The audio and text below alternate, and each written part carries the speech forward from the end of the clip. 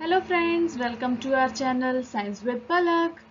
सो आज हम chapter first the living world का थर्ड पार्ट टेक्सोनॉमिकल एड्स पढ़ने वाले हैं।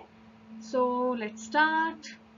Taxonomical aids. टेक्सोनॉमिकल एड्स क्या है? देखो, टेक्सोनॉमी में जो हेल्प करने वाली जो चीजें हैं उनको हम बोलेंगे taxonomical aids. Okay, so our first taxonomical aids is herbarium. Herbarium क्या है? Herbarium is the storehouse of the collected plant specimen that are dried, pressed and preserved on sheets. देखो, कई बार आपने भी किया होगा और हो सकता है कि आपके स्कूल में भी एक प्रोजेक्ट दिया हो। मैंने अपने स्कूल लाइफ में किया है, ये प्रोजेक्ट मिला है हम लोग को। तो आप लोग क्या करते हैं इसमें, हम क्या करेंगे कि जो लीव्स वगैरह होंगे या प्लांट्स के अदर पार्ट्स होते हैं, हम उनको पेपर में अच्छी तरह से प्रेस करते हैं, है ना। ड्राई करने के बाद उनको अच्छे से पेस्ट करेंगे और उसके बाद हम कुछ लेबल देते हैं, है ना। जैसे यहाँ पर आप देख रहे होंगे लेफ्ट साइड में कि ये कुछ लीव्स वगैरह हैं विथ इट्स रूट्स। ये है ना, फर्न है, ठीक है। तो ये अपने रूट्स के साथ पूरा का पूरा क्या किया गया है, इसको ड्राई करके पेस्ट कर दिया है ना, एक शीट पर।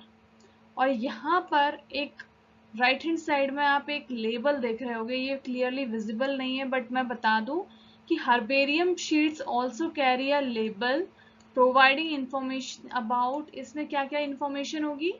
इंग्लिश नेम होगा, इसमें लोकल नेम होगा एंड बोटेनिकल नेम होगा।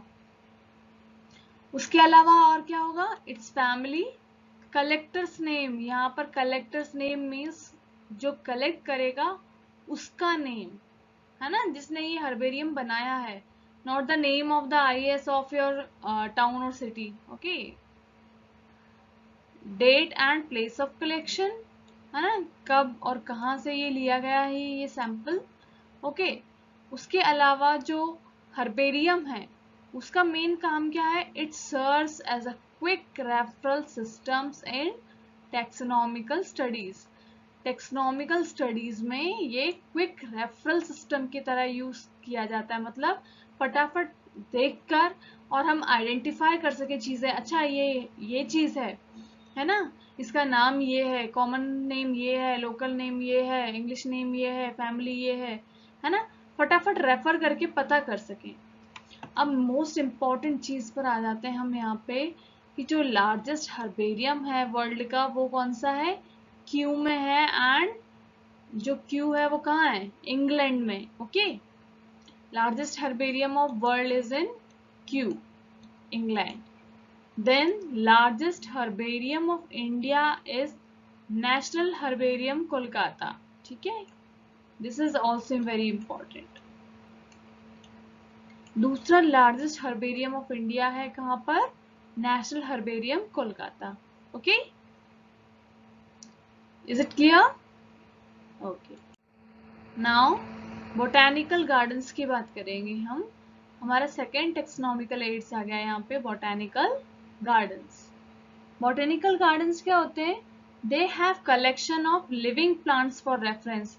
यहाँ पर हमको पूरा एक मतलब गार्डन होगा जहाँ हमको रेफरेंस के लिए लिविंग प्लांट्स मिलेंगे, ठीक है। और ये प्लांट्स क्यों ग्रो किए जाते हैं? For identification purpose. These plants are grown for identification purposes. Okay, and main function क्या? बोटेनिकल गार्डन ही क्यों बोल रहे हैं हम, नॉर्मली गार्डन ही क्यों नहीं बोल रहे हैं? Because in the botanical gardens each plant is labeled indicating its botanical or scientific name and its family, है ना। तो यहाँ पर आप राइट हैंड साइड देखो, एक पिक्चर है, वहां पर एक प्लांट दिख रहा है आपको, ठीक है, और वहां पर आपको एक लेबल दिख रहा होगा। यहाँ पर देखो, ये तमिलनाडु का है एक्चुअली, तो ये तमिल में लिखा हुआ है, लोकल नेम है यहाँ पे इसका, फिर ये इसका कॉमन नेम आ गया, उसके बाद ये बोटेनिकल नेम है, प्लस यहाँ पर एक क्यूआर कोड दिया हुआ है, ठीक है। आप इसको स्कैन कर सकते हैं और इसकी और इंफॉर्मेशन निकाल सकते हैं। ऐसे ही क्या होता है, ये सारे प्लांट्स के पास लगे हुए होते हैं, ये लेबलिंग बोलते हैं इसको, ठीक है। देन अब यहाँ जो फेमस बोटेनिकल गार्डन्स हैं, क्या क्या है फेमस बोटेनिकल गार्डन्स है, एक तो पहला आ जाता है हमारा क्यू इंग्लैंड में, फिर सेकेंड है इंडियन बोटेनिकल गार्डन हावड़ा, और ये कहाँ पर है, इंडिया में, ठीक है। और NBRI, ये बहुत बार पूछा गया है आपकी NCERT में, सिर्फ national botanical research institute Lucknow India दिया हुआ है, बट ये NBRI के नाम से भी जाना जाता है और ये पूछा गया है इस तरह से, तो आपको पता होना चाहिए NBRI is the abbreviated form of National Botanical Research Institute Lucknow which is in India, okay। So ये हो गया हमारा बोटेनिकल गार्डन्स, ठीक है। नाउ हमारा अगला टेक्सोनॉमिकल एड है जूलॉजिकल पार्क्स और जू। आई थिंक ये वाला तो काफी लोगों ने देखा होगा, मेजॉरिटी, ठीक है। ये क्या होते हैं, zoo, these are the places where wild animals are kept in protected environments under human care. यहाँ पर वाइल्ड एनिमल्स को प्रोटेक्टेड एनवायरमेंट में रखा जाता है under human care, okay. And they enable us to learn about their food habits and behaviour. इससे हमको उनकी फूड हैबिट्स और उनके बिहेवियर के बारे में पता चलता है एनिमल्स के। As far as possible, animals are provided conditions similar to their natural habitat. कोशिश की जाती है कि एनिमल्स को उनके नेचुरल हैबिटेट की तरह ही कंडीशंस प्रोवाइड की जाए, है ना, जहां तक पॉसिबल है। So first of all our example is Nandankanan zoo. It is in Bhubaneswar, Orissa, and this one is the largest zoo of India as well as Asia. See the picture, Nandankanan Zoological Park, which was established on 29th of December 1960. So you mark it. Nandankanan जू जो है वो India का ही नहीं बल्कि Asia का भी सबसे बड़ा जू है, ओके। Now museum. अच्छा, ये म्यूजियम जो है, एक्चुअली म्यूजियम को बायोलॉजिकल म्यूजियम भी बोलते हैं यहाँ पे, ठीक है। इसके पास क्या होता है, म्यूजियम्स है collection of preserve plants and animals. यहाँ पर क्या होंगे, देखो हर्बेरियम में लिविंग थे, जू में लिविंग थे, अब म्यूजियम में प्रिजर्व्ड हैं, ठीक है, ये लिविंग नहीं है जनरली यहाँ पे, ठीक है। Preserve plants and animals for study and reference, ठीक है। यहाँ पर preserve plants and animal species मिलेंगे आपको, ठीक है। Specimens are preserved in containers और jars in preservative solutions like formalin.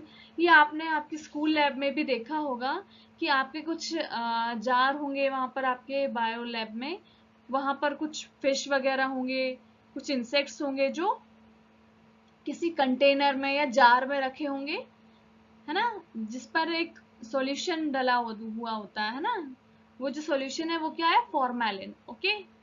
ये एक प्रिजर्वेटिव की तरह काम करता है। Then insects are preserved in insect boxes after collecting, killing and pinning. अब insects का क्या होता है कि insects के लिए insect boxes होते हैं, तो insect को collect करने के बाद उनको kill करते हैं और उनको उस बॉक्स में पिन कर दिया जाता है, उसमें अटैच कर दिया जाता है, ठीक है। तो उस तरह का होता है एक इंसेक्ट बॉक्स, उसी में इंसेक्ट्स को प्रिजर्व किया जाता है, ओके। और जैसे लार्ज एनिमल्स हैं उनका क्या होता है, large animals like birds and mammals are usually stuffed and preserved. Large animals को क्या किया जाता है, स्टफ किया जाता है और फिर उनको प्रिजर्व किया जाता है, ठीक है। जैसे एक टैक्सीडर्मी होता है, जैसे प्रिजर्वेशन ऑफ एनिमल, स्पेशली जो स्किन का प्रिजर्वेशन किया जाता है उसको हम टैक्सीडर्मी बोलते हैं, ठीक है। तो इसमें क्या होता है, जो animals like lion, tiger, deer, इनकी स्किन को निकाल कर क्या होता है, एक आर्टिफिशियल स्ट्रक्चर के ऊपर लगा दिया जाता है, जैसे आप यहाँ साइड में देख रहे होंगे, ये जितने एनिमल्स यहाँ पर दिख रहे हैं सारे टैक्सीडर्मीड एनिमल्स हैं, ठीक है। तो ये जो उनकी ओरिजिनल स्किन होती है वो निकालकर किसी आर्टिफिशियल स्ट्रक्चर पर लगा देते हैं, ठीक है। Generally these structure are of wood और they may be of iron, okay. ये हो गया टैक्सीडर्मी। फिर museums often have collection of skeletons. Museum के पास और क्या क्या होगा? स्केलेटन, फर, स्किन, हॉर्न्स, ये सब चीजों का कलेक्शन होगा। जैसे यहाँ पर आप एक स्केलेटन देख पा रहे हो, कैन यू आइडेंटिफाई ये किस एनिमल का स्केलेटन है? देखो, ये लंबे लंबे टस्क देखकर एक चीज तो क्लियर हो रही है कि ये जो है ये एलिफेंट का है ना? Elephant and baby elephant. तो ये स्केलेटन प्रिजर्व किया गया है, ठीक है। म्यूजियम अब क्लियर है, okay. Now next one is की। ये जो की है ये क्वाइट कंफ्यूजिंग है, क्योंकि ये आपने हो सकता है कि पहली बार सुना हो। तो ये एक ऐसा टेक्सोनॉमिकल एड है जो कि आइडेंटिफिकेशन में हेल्प करेगा प्लांट्स एंड एनिमल्स की, based on similarities and dissimilarities, ठीक है। अब जो कीज हैं वो कंट्रास्टिंग कैरेक्टर्स के ऊपर बेस्ड होती हैं और हर पेयर को कपलेट बोलते हैं।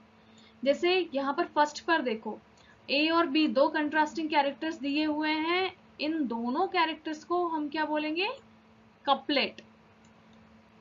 और हर एक लाइन को या हर एक स्टेटमेंट को, जैसे ये एक स्टेटमेंट है, ये एक स्टेटमेंट है, तो हर एक स्टेटमेंट को बोलते हैं लीड, ठीक है। एक पेयर को बोलेंगे कपलेट, ये इंपॉर्टेंट है, ठीक है। और हर स्टेटमेंट को बोलेंगे हम lead. Keys are generally analytical in nature, ठीक है। तो ये एक पॉइंट है कि कीज क्या होती है? एनालिटिकल इन नेचर होती है ना।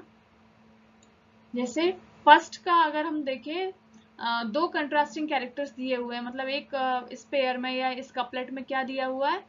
Flowers cream coloured, fruiting calyx enclosing the berry. ये किसका है? अगर ये कैरेक्टरिस्टिक है तो फाइसेलिस का हो गया ये। अगर ये नहीं है तो क्या हो सकता है? फ्लावर्स वाइट और वायलेट हो सकते हैं, और फ्रूटिंग कैलिक्स जो है वो बेरी में एनक्लोज नहीं है। अगर कंडीशन ये है तो आप सेकंड पर जाइए, ठीक है। तो सेकंड पर देखते हैं। अब सेकंड में दो कंडीशन बन सकती हैं इस टाइप के फ्लावर्स में, कि कोरोला रोटेट हो और फ्रूट अब बेरी हो। अगर ये कंडीशन है तो ये कौन सी फैमिली आ गई? सोलेनम वाली, ठीक है। तो सोलेनम आ गया इसका, ठीक है। अब सेकंड कंडीशन क्या हो सकती है? कोरोला जो है फनल फॉर्म का हो सकता है या सैल्वर फॉर्म का हो सकता है, और जो फ्रूट है कैप्सूल के फॉर्म का हो सकता है। अगर ये कंडीशन है तो आप थर्ड पर जाइए, ठीक है। थर्ड पर क्या लिखा हुआ है? Radical leaves present, flowers and racemes, fruits without prickles. अच्छा, ये कंडीशन है तो ये होगा निकोटियाना का, ठीक है। तो ये यहाँ पर हमको मिल गया। देन अगर दूसरी कंडीशन होती है, दूसरी कंट्रास्टिंग कंडीशन क्या होगी? रेडिकल लीव्स एब्सेंट हो, फ्लावर्स जो है सोलिटरी हो, और फ्रूट्स विथ प्रिकल्स हो। तो कौन सी हो जाएगी यहाँ पर फैमिली, या कौन सा प्लांट आ जाएगा यहाँ पे? दतूरा, ओके। तो इस तरह से कॉन्ट्रास्टिंग कैरेक्टर्स के बारे में पता करके हमें जो प्लांट है या एनिमल है उसको हम आइडेंटिफाई कर सकते हैं, ठीक है। सो दिस वन इज की। और भी कुछ टेक्सोनॉमिकल एड्स होते हैं, जैसे फ्लोरा। फ्लोरा क्या होता है? Flora contains the actual account of habitat and distribution of a plant of a given area. Flora में क्या है? एक पर्टिकुलर जगह के जो प्लांट्स हैं उनके एक्चुअल हैबिटेट एंड डिस्ट्रीब्यूशन का पता लगता है फ्लोरा से हमको, ठीक है, प्लांट्स के बारे में। और अगर फौना दिया होता तो एनिमल्स का, ठीक है। So these provide the index to the plant species found in particular area. तो इससे हमको एक इंडेक्स पता चलता है कि जो पर्टिकुलर एरिया में प्लांट स्पीशीज मिलते हैं, है ना। सपोज विदिशा जो रीजन है वहां पर कौन कौन से प्लांट स्पीशीज हैं, तो उस पर्टिकुलर स्पेस का या उस पर्टिकुलर हैबिटेट का जो भी प्लांट स्पीशीज मिल रहे हैं तो हम क्या बोलेंगे फ्लोरा ऑफ दैट रीजन, ठीक है। अब क्या है, नेक्स्ट है मैनुअल्स। मैनुअल्स क्या होते हैं? Manuals are useful in providing information for identification of names of species found in an area. तो मैनुअल्स जो होती हैं वो हमको इंफॉर्मेशन देती हैं for identification of names of species found in an area. उस पर्टिकुलर एरिया में उन स्पीशीज के क्या नेम है उनको आइडेंटिफाई करने की इंफॉर्मेशन किसमें मिलेगी हमको? मैनुअल्स में, ठीक है। जैसे बॉटेनिकल गार्डन्स वगैरह में भी कुछ मैनुअल्स होती हैं कि यहाँ पर ये प्लांट्स हैं, है ना, इसका ये नेम है, पिक्चर्स वगैरह होता है उसमें। उसके बाद है मोनोग्राफ। मोनोग्राफ क्या है? Monograph contains information on any one taxon. किसी भी एक टैक्सॉन के बारे में डिटेल में जहां पर इंफॉर्मेशन दी होगी तो उसको हम बोलेंगे monograph, okay. So please like, share and subscribe this channel and press the bell icon to get the notification and please comment करके बताइए कि आपको ये चैप्टर यूजफुल लगा कि नहीं लगा, क्योंकि यहाँ पर ये चैप्टर ओवर हो गया है। सो नेक्स्ट चैप्टर के लिए प्लीज कमेंट करके बताइए कि कौन सा स्टार्ट करना चाहिए या आपका फीडबैक क्या है इस चैप्टर को लेकर। So thank you for watching this video.